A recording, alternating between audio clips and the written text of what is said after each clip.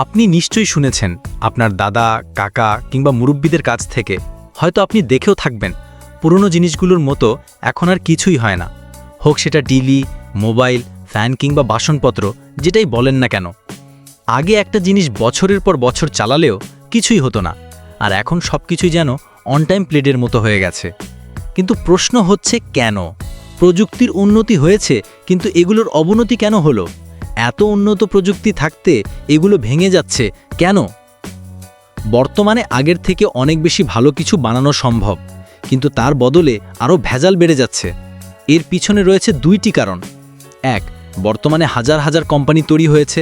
দুই, ক্রেতারাও চালাক হয়ে গেছে। এখন প্রশ্ন হচ্ছে, অনেক কোম্পানি হওয়ার কারণে তাদের সেল বাড়ানোর জন্য ভালো প্রোডাক্ট তৈরি করার কথা, আর ক্রেতা চালাক হওয়ার কারণে তার তো ভাতপণ্য কেনার কথা। কিন্তু এরকম কেন হচ্ছে না? তাহলে এই কারণ দুটি কি ভুল? মোটেও না।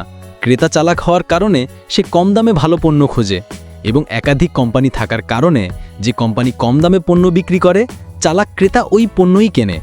আর কোম্পানিও তাই তাদের সেল বাড়ানোর জন্য গ্রাহকদের চাহিদা মতো পণ্য তৈরি করে। এখন প্রশ্ন হচ্ছে, কম দামে কি ভালো মানসম্মত পণ্য পাওয়া সম্ভব? পণ্যের দাম অনুযায়ী তো তার মান হবে, এটাই বাস্তব।